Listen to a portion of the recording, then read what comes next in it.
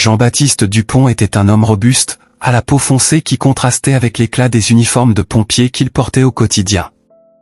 J'ai vécu à Marseille, une ville dynamique, où le bleu de la mer Méditerranée rencontrait la chaleur du sud de la France. À 40 ans, Jean-Baptiste jouissait d'une réputation irréprochable auprès des pompiers de la ville. Il était considéré comme un leader, quelqu'un qui inspirait confiance et courage. Cependant, derrière cette façade de force, il portait une douleur insupportable qui le consumait peu à peu. Cette douleur est venue de la perte de sa fille, Léa, décédée 3 ans plus tôt, lors d'une tragique noyade. C'était une journée d'été ensoleillée et la famille avait décidé de passer l'après-midi au bord d'une paisible rivière voisine. Léa, tout juste 7 ans, adorait jouer dans l'eau. Jean-Baptiste a toujours été prudent, mais ce jour-là, alors qu'il discutait avec des amis proches, Léa s'est éloignée sans qu'il s'en aperçoive. Lorsqu'il s'en rendit compte, il était déjà trop tard. Il courut vers la rivière dès qu'il entendit les cris désespérés de sa femme, Claire, mais trouva Léa déjà submergée, sans vie. En tant que pompier, Jean-Baptiste connaissait les techniques de réanimation, mais rien de ce qu'il a fait ce jour-là n'a ramené Léa. La culpabilité l'écrasa instantanément. Comment lui, un homme formé pour sauver des vies, pourrait-il ne pas sauver sa propre fille? Cette question le hantait jour et nuit, l'empêchant de trouver une quelconque consolation. Claire, tout aussi dévastée, essayait de trouver un moyen de passer à autre chose. Elle a cherché du soutien auprès de groupes de deuil, a parlé à des amis et finalement retourné travailler comme enseignante. Mais Jean-Baptiste se referme sur lui-même. Il ne pouvait pas se pardonner et la relation entre lui et Claire commença à se détériorer. « Ce n'était pas ta faute, Jean », lui répétait-elle souvent, mais il refusait d'y croire. Pour lui, il était inconcevable d'avoir failli à sa plus grande responsabilité de père. Le chagrin a fait de Jean-Baptiste un homme silencieux et distant. Il s'investit encore plus profondément dans son travail, répondant à chaque appel de feu comme s'il s'agissait d'une chance de rédemption. Ses collègues ont remarqué le changement, mais personne n'a osé parler directement de ce à quoi il était confronté. Pierre, son compagnon de longue date, essayait parfois d'entamer une conversation sur Léa, mais Jean-Baptiste changeait rapidement de sujet, incapable de supporter la douleur que cela lui causait. À la maison, Jean-Baptiste a gardé un petit autel à la mémoire de Léa, avec des photos d'elle souriante, des dessins qu'elle avait réalisés et un ours en peluche qui était son jouet préféré. Chaque soir, avant de s'endormir, il tenait l'ours en peluche, comme si cela pouvait apporter un peu de paix à son cœur. Mais la vérité était qu'il se sentait piégé dans un cycle de culpabilité et de regrets qui semblait sans fin. Le mariage entre Jean-Baptiste et Claire, autrefois solide et fondé sur une connexion profonde, commence à se détériorer après la mort de Léa. Claire aimait toujours Jean-Baptiste, mais elle ne parvenait plus à l'atteindre émotionnellement. Les tentatives de parler de ce qui s'est passé, de partager la douleur, ont toujours été rejetées par lui. « J'ai juste besoin d'un peu de temps », dit-il en s'éloignant, mais le temps passa et la distance entre eux ne fit que croître. Claire tenta plusieurs approches pour briser le silence qui s'était installé entre elles. Elle leur propose de suivre une thérapie de couple, mais Jean-Baptiste refuse catégoriquement. « Je gère ça à ma manière », répondit-il, sans croiser son regard. Elle savait qu'il souffrait, mais le mur qu'il avait construit autour de lui semblait insurmontable. Au fil des mois, Claire commençait à se sentir seule, même si elle était mariée. Elle avait envie de renouer avec l'homme qui avait été autrefois son meilleur ami et confident. La situation dans le pays est devenue intenable. Les conversations devenaient de plus en plus rares et superficielles. Jean-Baptiste passait plus de temps à la caserne des pompiers qu'à la maison, préférant souvent les quarts de nuit pour éviter les interactions avec Claire. Dans les rares moments où ils étaient ensemble, le silence était gênant, plein de non-dits et de sentiments refoulés. Claire avait l'impression de perdre non seulement sa fille, mais aussi son mari. Les amis du couple, qui auparavant visitaient régulièrement leur domicile, ont commencé à s'éloigner. Ils remarquèrent l'atmosphère pesante et l'évitèrent, ne sachant comment agir. « Vous avez besoin de passer du temps seul », a suggéré un ami commun, mais Claire savait que le problème n'était pas un manque d'espace, mais plutôt une déconnexion émotionnelle qui semblait irréversible. Elle a continué à essayer, mais chaque jour elle se sentait plus impuissante. L'un des moments les plus difficiles pour Claire a été le premier anniversaire du décès de Léa. Elle voulait organiser une petite cérémonie en souvenir de sa fille, mais Jean-Baptiste a refusé d'y participer. Je ne veux pas en parler, fut tout ce qu'il dit. Claire a effectué la cérémonie seule, allumant une bougie au bord de la rivière où Léa s'est noyée. Elle pleurait en silence, souhaitant que Jean-Baptiste soit à ses côtés, mais il était loin, perdu dans sa propre douleur. La situation a atteint un point où Claire a commencé à envisager la séparation. Non pas parce qu'elle n'aimait pas Jean-Baptiste, mais parce qu'elle avait l'impression de sombrer avec lui. Elle voulait l'aider, mais toutes ses tentatives étaient vaines. Peut-être ferions-nous mieux de nous accorder une pause, pensa-t-elle, même si cette idée la remplissait de tristesse. Elle savait que si on en arrivait là, ce serait comme perdre Jean-Baptiste pour toujours. Malgré tout, Claire gardait toujours l'espoir que Jean-Baptiste puisse trouver un moyen de gérer sa douleur. Elle pensait qu'il était assez fort pour surmonter sa culpabilité, mais il devait le vouloir. Pendant qu'elle attendait un changement, la vie continuait, mais sans la joie qu'elle connaissait autrefois. Le silence entre eux était lourd, et Claire ne savait pas combien de temps elle pourrait le supporter encore. C'est par une chaude nuit d'été que Jean-Baptiste reçoit l'appel pour intervenir lors d'un incendie dans un immeuble ancien de la périphérie de Marseille. Il était épuisé, physiquement et émotionnellement, mais comme toujours, il a enfilé son uniforme et s'est dirigé vers la caserne. Le travail était son seul moyen d'échapper à la douleur qui le consumait. À son arrivée sur les lieux, les flammes avaient déjà ravagé une grande partie du bâtiment. C'était une scène de chaos, avec des habitants désespérés essayant de sauver ce qu'ils pouvaient. Jean-Baptiste a dirigé son équipe avec sa détermination habituelle. Ils commencèrent à monter les escaliers enfumés, vérifiant appartement par appartement à la recherche de survivants. Chaque mission était une course contre la montre, mais pour Jean-Baptiste, c'était encore une occasion de se prouver quelque chose, comme s'il pouvait rattraper ce qui était arrivé à Léa. Son esprit n'était concentré que sur une seule chose, sauver autant de vies que possible. À mesure qu'ils avançaient, la chaleur devenait insupportable. L'épaisse fumée rendait la vue difficile et chaque respiration était un défi. Cependant, Jean-Baptiste refuse de s'arrêter. Il entendit des cris d'enfants venant d'un des étages supérieurs, et sans hésiter, courut vers le bruit, laissant derrière lui son équipe. Son esprit a été immédiatement transporté au jour où il a perdu Léa. Il ne permettrait pas qu'un autre enfant meure sous sa surveillance. En arrivant sur les lieux, Jean-Baptiste trouve une petite fille, blottie dans un coin, en train de serrer dans ses bras un ours en peluche. L'image était comme un coup de couteau dans son cœur. Un instant, il aperçut Léa dans cet enfant. « Ne vous inquiétez pas, je suis là, » dit-il, essayant de rester calme même si son esprit était tourmenté.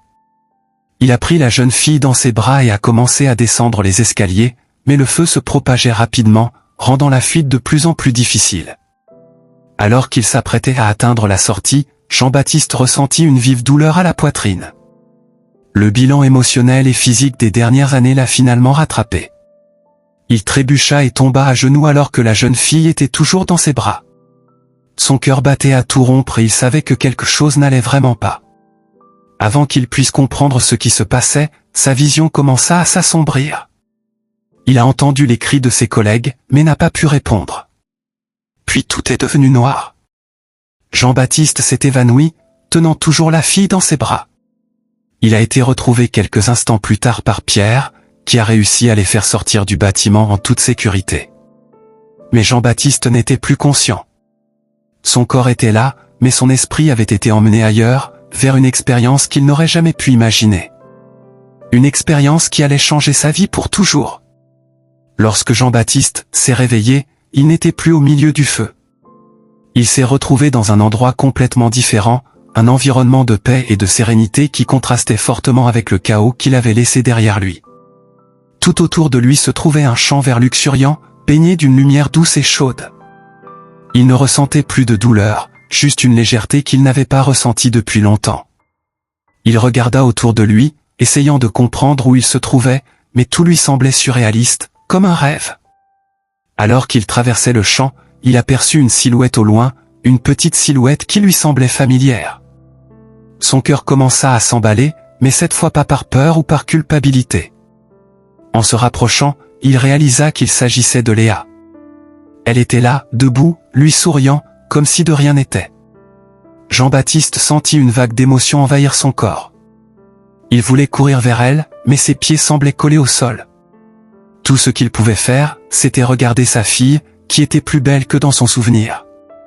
Léa, murmura-t-il, la voix cassante. Il ne pouvait pas croire ce qu'il voyait. C'est moi, papa, dit Léa, sa voix aussi douce et réconfortante qu'il s'en souvenait toujours. Elle s'approcha de lui et Jean-Baptiste put enfin bouger. Il tomba à genoux devant elle, les larmes coulant sur son visage. Je suis vraiment désolé, Léa. Je suis vraiment désolé. Répéta-t-il, la voix pleine de douleur et de regret. Il voulait la serrer dans ses bras, mais il avait peur qu'elle disparaisse s'il essayait. Léa sourit et posa sa petite main sur le visage de Jean-Baptiste, un geste qu'elle faisait lorsqu'elle voulait calmer son père. Ce n'était pas ta faute, papa. Tu as fait tout ce que tu pouvais, dit-elle, sa voix calme et pleine d'amour. Jean-Baptiste secoua la tête, toujours prisonnier de la culpabilité qu'il portait. J'aurais dû être plus prudent. J'aurais dû te protéger, répondit-il, la voix brisée par l'émotion. Mais Léa gardait toujours le sourire, le regard plein de compréhension. Ce n'était pas ta faute, papa, répéta Léa, cette fois plus fermement.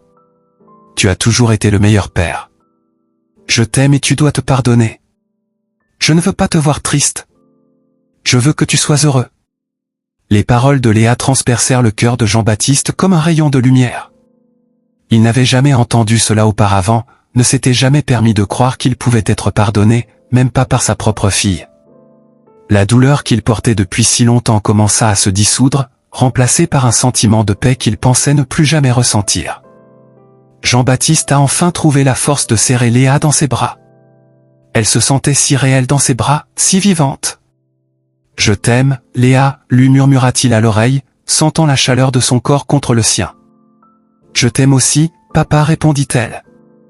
Et à ces mots, la lumière autour d'eux commença à briller encore plus fort, jusqu'à ce que Jean-Baptiste ne puisse plus rien voir.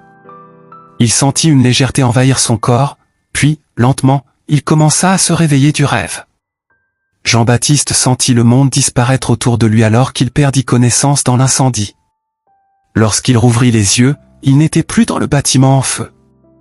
Au lieu de cela, il se retrouva dans un endroit serein, entouré d'une douce lumière qui semblait émaner de tous les côtés. L'air était frais et il y avait un parfum de fleurs qu'il ne pouvait pas identifier, mais cela le remplissait d'un sentiment de calme qu'il n'avait pas connu depuis des années. Il regarda autour de lui, confus, essayant de comprendre où il se trouvait. Le paysage était complètement différent de n'importe quel endroit qu'il connaissait. Un champ vert luxuriant s'étendait à perte de vue, avec de grands arbres se balançant doucement au gré du vent. Au loin, il aperçut une petite silhouette familière. Son cœur commença à battre plus vite, mais cette fois ce n'était pas par peur ou par culpabilité, c'était quelque chose de différent, un sentiment d'espoir mêlé d'incrédulité. Il savait, au plus profond de son cœur, qui était là. À mesure qu'il s'approchait, la silhouette se précisait et bientôt il reconnut les traits délicats de Léa, sa fille décédée. Elle ressemblait exactement à ce dont il se souvenait, des cheveux bruns bouclés, des yeux brillants et un sourire qui lui faisait toujours fondre le cœur. Léa était debout, le regardant avec une expression sereine, comme si elle l'attendait. Jean-Baptiste s'arrêta, éprouvant un mélange de joie et de douleur. Il ne savait pas s'il devait courir vers elle ou s'il était piégé dans une sorte d'illusion cruelle. Léa. Sa voix était un murmure plein d'émotion. Il avait peur qu'elle disparaisse s'il parlait trop fort. C'est moi, papa, répondit Léa, sa voix aussi douce et réconfortante que dans son souvenir.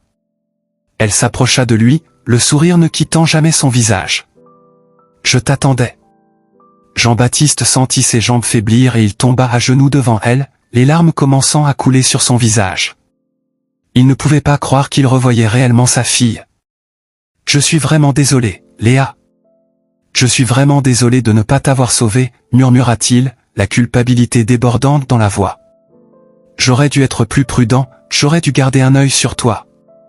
Chaque mot était un aveu de la douleur qu'il portait ces dernières années. Léa ne semblait cependant ni rancunière ni triste. Elle se pencha et posa ses petites mains sur le visage de Jean-Baptiste, un geste qu'il connaissait si bien. « Papa, tu as fait tout ce que tu pouvais. » « Ce n'était pas de ta faute, dit-elle, ses yeux transmettant une sagesse au-delà de son âge. Jean-Baptiste secoua la tête, refusant d'accepter ces paroles. « Je t'ai échoué, Léa.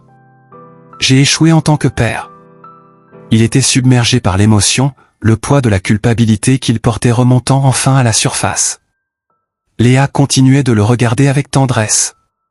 Tu as toujours été le meilleur père que je pouvais avoir. Je t'aime, papa, et je veux que tu saches que tu n'as pas besoin de te blâmer. Je vais bien et tu le seras aussi. Ces paroles frappèrent Jean-Baptiste comme un baume, commençant à apaiser la blessure qu'il pensait ne jamais guérir. Il ferma les yeux, essayant de comprendre tout ce qui se passait. Lorsqu'il les rouvrit, Léa était toujours là, lui souriant. Jean-Baptiste ne se souvenait pas de la dernière fois où il avait ressenti une telle paix. « Je t'aime tellement, Léa » murmura-t-il, se laissant enfin croire que c'était réel, qu'il avait l'occasion de se dire au revoir, et qui sait, de trouver une sorte de rédemption. Jean-Baptiste tenait fermement les mains de Léa, comme s'il craignait qu'elle ne disparaisse s'il la lâchait. « Je ne sais pas comment avancer, Léa. La culpabilité me consume chaque jour, avoua-t-il, se sentant vulnérable devant elle. Je t'ai perdu, et avec ça, je me suis perdu. Les mots sont sortis avec difficulté, chacun rempli d'années de douleur et de regrets. Léa lui serra doucement les mains, le regard plein de compréhension. Je sais, papa, dit-elle, sa voix calme et pleine d'amour. Mais tu dois comprendre que ce n'était pas de ta faute. Ce qui s'est passé était un accident, quelque chose que personne ne pouvait prédire. Je ne veux pas que tu souffres plus longtemps à cause de ça. Léa s'exprime avec une clarté et une sérénité qui surprennent Jean-Baptiste. Il s'était préparé à une vie d'autopunition, mais maintenant, devant sa fille, il était confronté à la vérité. Peut-être, juste peut-être, il n'était pas le monstre qu'il croyait être. Mais j'aurais dû faire plus, Léa.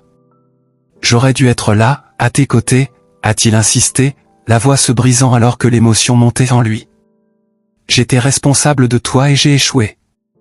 Les larmes coulaient librement sur le visage de Jean-Baptiste, chaque mot étant une tentative désespérée de justifier la douleur qu'il portait. Mais Léa ne se laisse pas impressionner. Elle lâcha une de ses mains et toucha doucement le visage de son père, essuyant ses larmes. « Papa, tu as été là pour moi à chaque moment important. Je sais à quel point tu m'aimais et je sais que tu as fait tout ce que tu pouvais ce jour-là. Ce qui s'est passé n'était pas de ta faute, c'était juste le destin, dit-elle. » Expliqua-t-elle, ses paroles apportant un réconfort inattendu. « Je ne veux pas que tu vives coincé dans le passé, papa. Je veux que tu sois heureux, que tu vives ta vie. » Jean-Baptiste écoutait attentivement chaque mot, sentant émerger en lui une nouvelle perspective, quelque chose à laquelle il n'avait jamais pensé auparavant. La possibilité du pardon.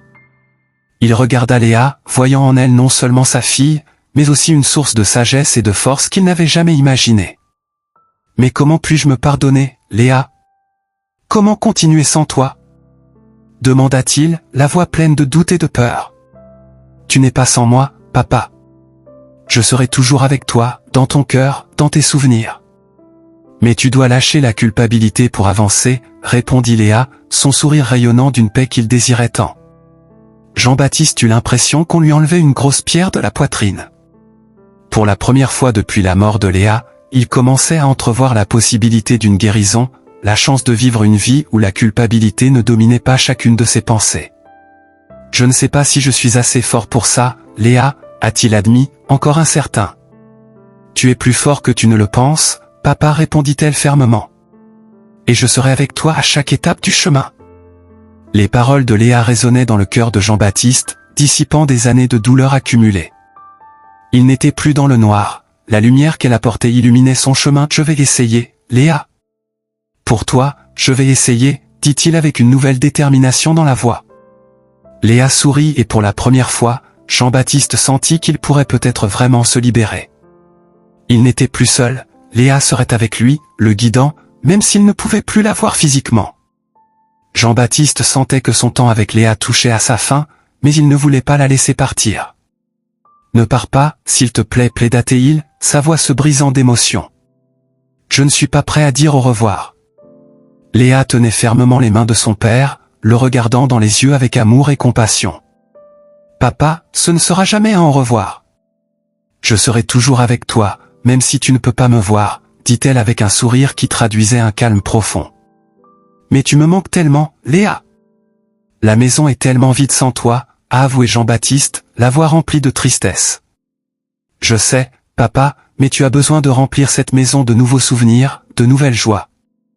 La vie continue et tu mérites d'être à nouveau heureux, répondit-elle avec une maturité qui surprit Jean-Baptiste.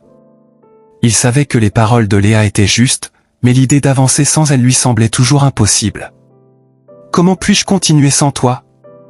demanda-t-il, la voix cassante.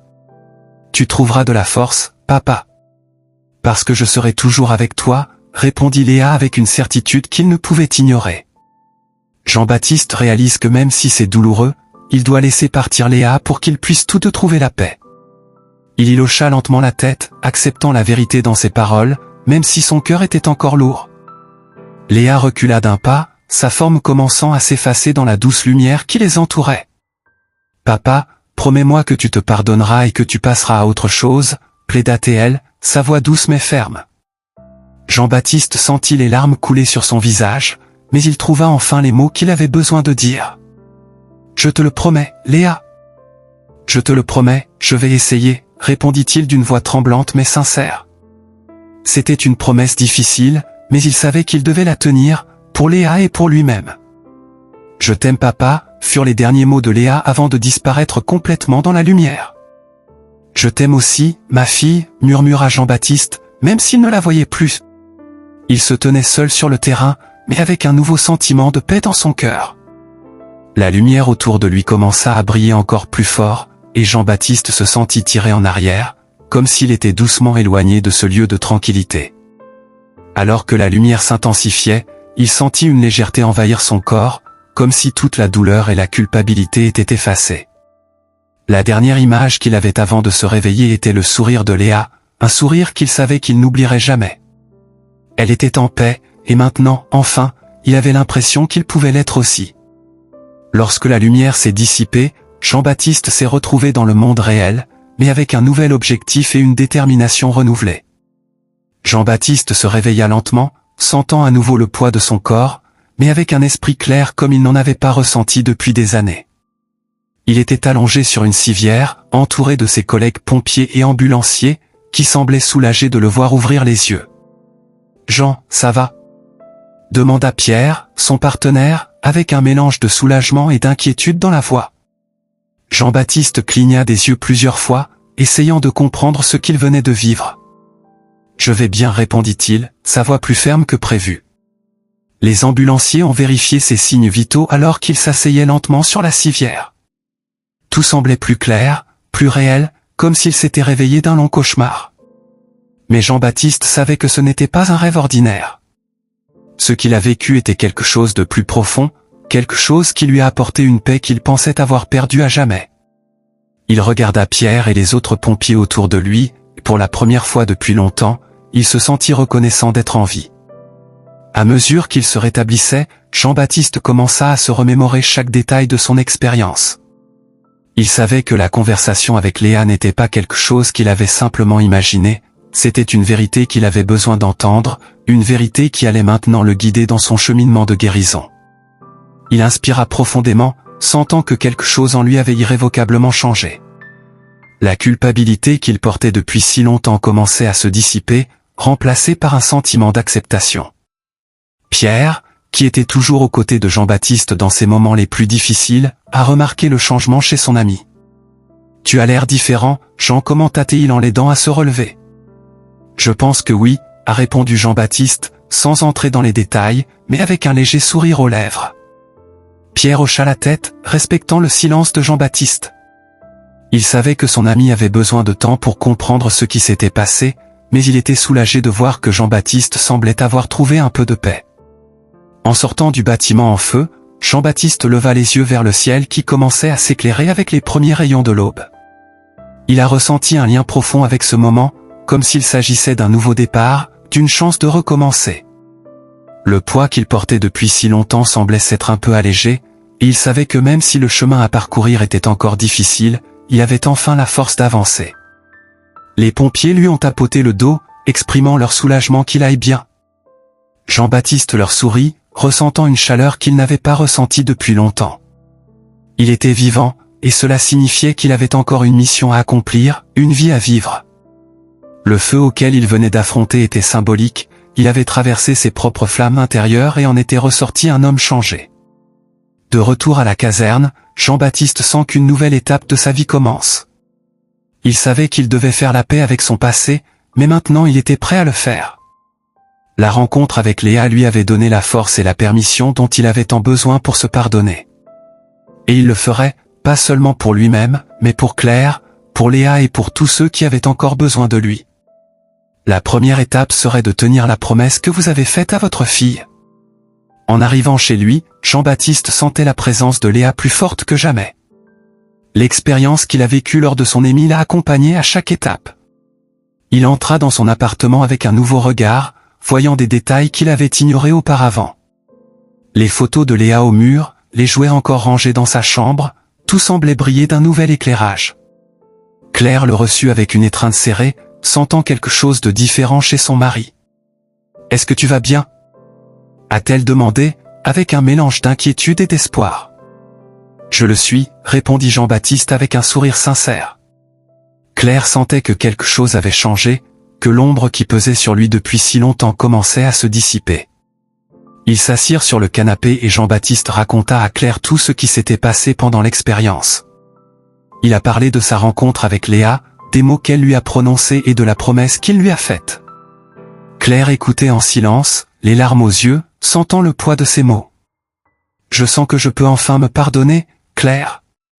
Ce n'est pas facile, mais je veux essayer. » « Pour nous, pour Léa, » dit Jean-Baptiste en lui tenant la main. Claire lui serra fermement la main, ressentant une montée d'émotion. « J'ai toujours su que tu étais assez fort pour ça, » répondit-elle en souriant à travers ses larmes. Jean-Baptiste était reconnaissant d'avoir Claire à ses côtés. Il savait qu'elle avait souffert elle aussi, et que maintenant, enfin, ils pouvaient affronter cette douleur ensemble. Au cours des jours suivants, Jean-Baptiste commence à prendre des mesures pour aller de l'avant. Il savait qu'il devait dire au revoir à Léa, mais d'une manière qui honore sa mémoire sans être coincé dans le passé. Il a décidé que la première étape serait de libérer l'ours en peluche qu'il avait gardé si longtemps. L'ours en peluche, qui avait été le jouet préféré de Léa, symbolisait le lien avec la culpabilité qu'il portait. Le libérer serait un acte de détachement, le signe qu'il était prêt à aller de l'avant. Jean-Baptiste a choisi une journée ensoleillée pour ses adieux. Il se rend à la rivière où Léa s'est noyée, là où sa vie a changé à jamais. Claire l'accompagnait, sachant que ce serait un moment important pour eux deux. Lorsqu'ils atteignirent la rivière, Jean-Baptiste tenait délicatement l'ours en peluche, sentant la présence de Léa à ses côtés. Il savait qu'elle était là, à l'observer, attendant qu'il tienne sa promesse. Les mains tremblantes, Jean-Baptiste tenait l'ours en peluche au-dessus de l'eau. « Léa, je t'aime et je t'aimerai toujours. Mais pour l'instant, j'ai besoin de te laisser partir, » murmura-t-il, ressentant un mélange de tristesse et de soulagement. Avec un dernier regard sur l'ours en peluche, il le relâcha, le regardant flotter sur le courant jusqu'à ce qu'il disparaisse de la vue. Le fait de lâcher l'ours en peluche était plus symbolique qu'il n'aurait pu l'imaginer. C'était un adieu au passé et un pas vers l'avenir. Claire tenait la main de Jean-Baptiste tandis qu'il regardait l'ours en peluche disparaître dans la rivière. « Elle est en paix maintenant, » dit Claire, et Jean-Baptiste hocha la tête, sentant que, pour la première fois, c'était vrai. Ils restèrent là pendant un moment, en silence, laissant le moment les envahir. Lorsqu'ils s'éloignèrent enfin du fleuve, Jean-Baptiste sentit qu'un nouveau chapitre de sa vie s'ouvrait. Il savait que le chemin à parcourir serait encore difficile, mais il avait désormais quelque chose qu'il n'avait pas auparavant, l'espoir. Au fil des semaines, Jean-Baptiste commença à reconstruire sa vie avec Claire. La sortie de l'ours en peluche a marqué le début d'un nouveau cycle, un cycle de guérison et de renouveau. Il a commencé à assister à des séances de thérapie, une pratique à laquelle il résistait auparavant mais qu'il considérait désormais comme un élément essentiel de son processus de rétablissement. Claire l'accompagnait à certaines séances, partout où il le pouvait. Je parle enfin ouvertement de la perte de Léa et de l'impact que cela a sur leur relation. La thérapie a aidé Jean-Baptiste à faire face à la culpabilité qu'il portait et à accepter que ce qui est arrivé à Léa était un accident tragique, mais pas un échec de sa part.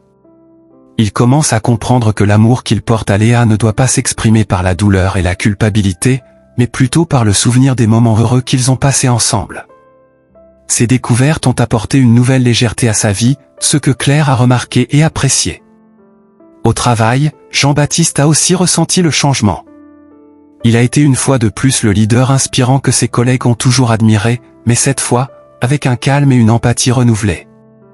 Il s'est permis de renouer avec ses pairs, de partager davantage de lui-même et de les écouter attentivement. Pierre, son compagnon de longue date, fait partie de ceux qui ont le plus remarqué la transformation. « C'est bon de te revoir, Jean », dit Pierre un soir alors qu'ils nettoyaient leur matériel après une mission.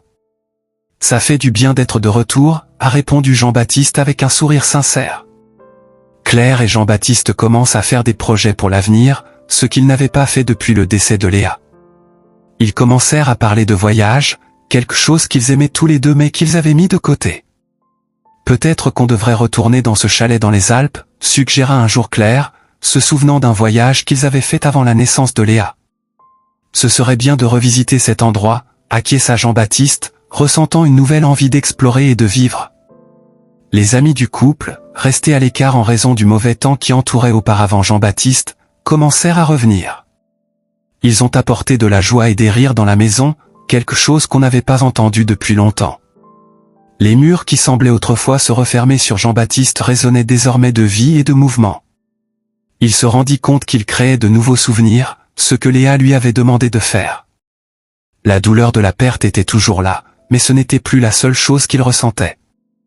Jean-Baptiste commence également à fréquenter la rivière où Léa se noie moins fréquemment. Non pas parce qu'il voulait oublier, mais parce qu'il avait l'impression d'avoir déjà dit au revoir. Il aimait toujours et aimerait toujours sa fille, mais maintenant il comprenait que garder la douleur vivante n'était pas la seule façon d'honorer sa mémoire. Il pouvait avancer, porter l'amour de Léa avec lui et trouver encore de la joie et un but dans la vie qu'il lui restait à vivre.